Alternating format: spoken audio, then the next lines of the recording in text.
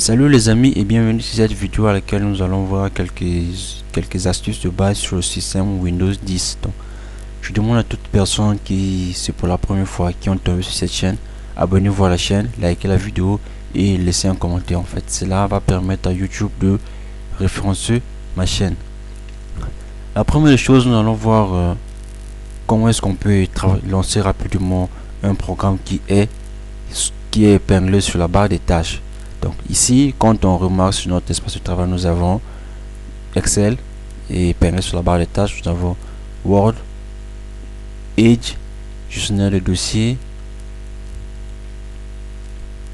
YouTube, le système Linux, Ubuntu et enfin nous avons DevDoc. Donc nous allons ici nous allons juste apprendre comment est-ce qu'on peut lancer ce programme plus rapidement. Pour ce faire, pour lancer ce programme plus rapidement, nous allons utiliser la touche Windows plus le nombre. Donc ici, section de nombre, nous allons pas utiliser les nombres, en fait les chiffres qui sont sur le pavé numérique. Nous allons utiliser les chiffres qui sont au niveau du clavier lorsqu'on fait les saisies, au niveau en haut de la touche A, Z. Ce sont ces touches que nous allons utiliser pour lancer nos raccourcis.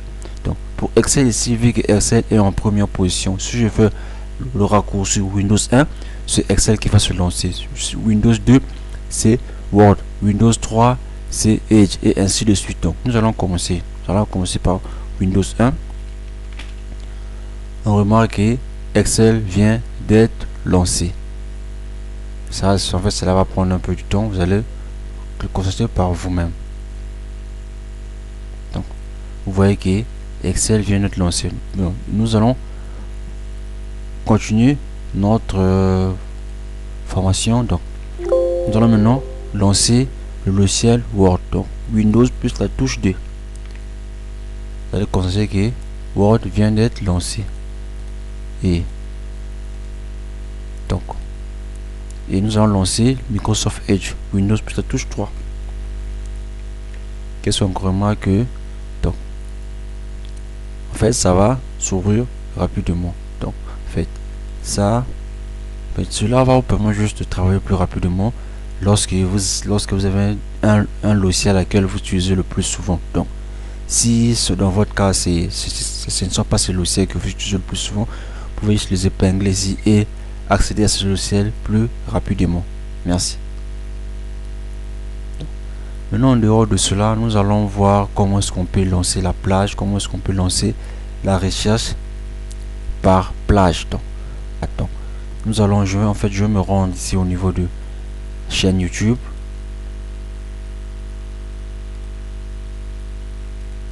Une fois que cela est fait, je vais au niveau de nouveau dossier. Qu'est-ce que nous allons faire? Trier par modifier le.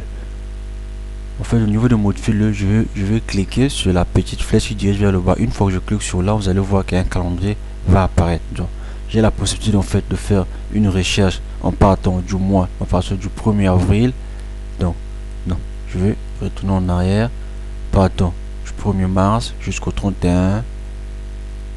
En fait, cela va nous montrer tous les fichiers qu'on a modifiés durant ce mois. Si je fais le mois dernier, vous allez voir que ça va changer. Hier, ça va changer. Aujourd'hui aussi, ça va changer. Donc,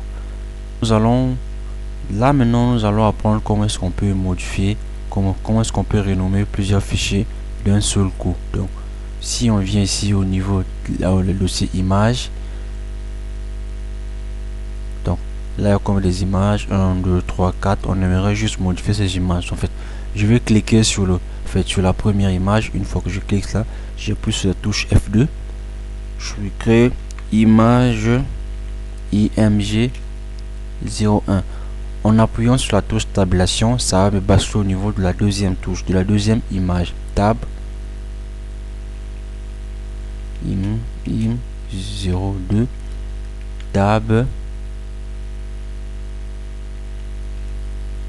IM 03 tab IM 04. Donc, que nous avons appris cela, nous allons juste passer en fait à des choses un peu plus importantes. En fait, il y a un moment, il se peut que vous êtes en train de réaliser un cours ou bien un ami à vous a des difficultés sur le logiciel Windows, vu que vous avez les mêmes versions de logiciel, il demande votre aide. Vous aimeriez l'expliquer comment est-ce que vous êtes en train de réaliser un travail ou de faire une tâche. Donc au lieu de faire des captures d'écran plus rapidement, le système Windows nous permet de faire des enregistrements d'écran. Donc pour ce faire, nous allons venir au niveau là où on écrit, taper ici. Je vais écrire enregistreur d'action utilisateur. Je veux carrément le lancer. Je vais au niveau d'ouvrir ici. Une fois que cela est fait, je vais le mettre ici. De l'autre côté, on va prendre l'exemple par laquelle que un ami à vous aimerait afficher l'icône de l'ordinateur sur le bureau. Donc je veux cliquer au niveau de commencer l'enregistrement, clic droit, personnaliser, je vais au niveau de thème, paramètres des icônes du bureau, je vais activer ordinateur et fichier d'utilisateur. Je fais quoi? OK, je valide. Une fois que cela est fait, toutes les actions que je fais, ça a été enregistré sous forme d'image. Je vais au niveau de arrêter l'enregistrement. Donc qu'est-ce que ça va faire? Ça va me générer des images de toutes les actions que je fais. Je vais agrandir la page. Vous allez remarquer la première des choses, c'est là, nous sommes step 1. Clique avec le bouton droit par l'utilisateur sur recording, action, fenêtre. Donc là, on vient au niveau de personnaliser. C'est là où j'ai cliqué en premier. Après cela, qu'est-ce qu'on remarque? Je suis venu au niveau des thèmes. Thème est là. Après thème, je suis au niveau des paramètres des icônes de bureau. Une fois que j'avais cliqué sur cela, j'ai activé l'ordinateur et activé fichier d'utilisateur. Et enfin j'ai appliqué et j'ai validé. Tout ce que je fais a été enregistré. Donc dans votre cas, vous pouvez juste enregistrer cela et l'envoyer à votre ami afin de l'aider à résoudre le problème. Donc nous allons passer à d'autres astuces. Donc nous allons voir comment est-ce qu'on fait travailler avec plusieurs bureaux sur Windows 10. Donc quand tu viens aussi au niveau de cette icône là, une fois que je clique ici, j'ai la possibilité d'ajouter plusieurs bureaux. Donc là nous avons bureau 1, bureau 2, bureau 3, tel que de mon côté je mets tutoriel, bureau 4.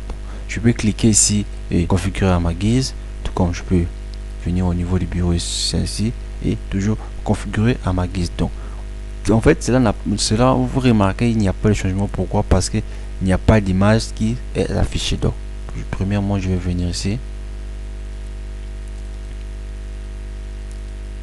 Donc, je vais lancer cette image.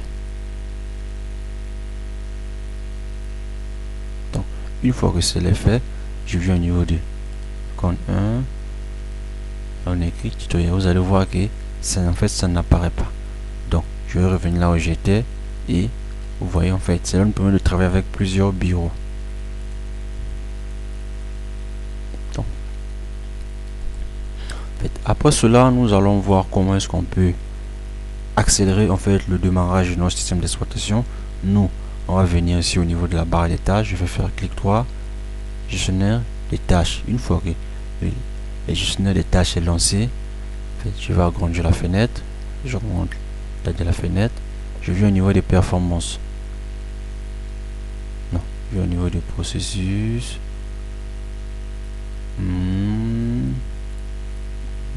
Non, ouais.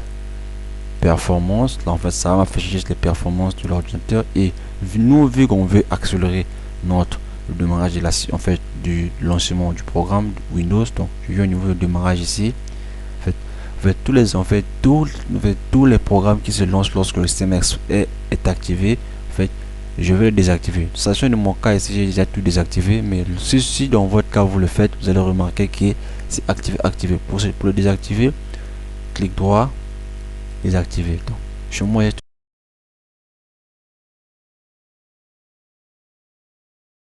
apprendre comment est-ce qu'on peut faire la capture d'écran plus rapidement. Il se peut que vous êtes en train de faire naviguer sur internet, vous aimerez faire des captures d'écran plus rapidement. Donc nous allons utiliser le raccourci Windows Shift et la touche S. Vous allez voir que en fait, il y a plusieurs options qui vont apparaître qui va nous permettre de faire des captures d'écran. En fait, donc la première ici va nous permettre juste en fait de sélectionner l'endroit à laquelle on veut faire des captures. Là, ici, c'est à main levée. Ici, capture, en fait, capture de la fenêtre. Donc, si une fenêtre est ouverte, soit c'est le logiciel Windows ou bien Microsoft Word qui était ouverte, en cliquant sur là, ça va juste prendre, ça va capturer la fenêtre. Et enfin ici, si je clique ici, ça va prendre tout mon espace de travail. Donc, qu'est-ce qu'on remarque? Tout mon espace de travail a été capturé. Donc, vous voyez, l'image, elle est là.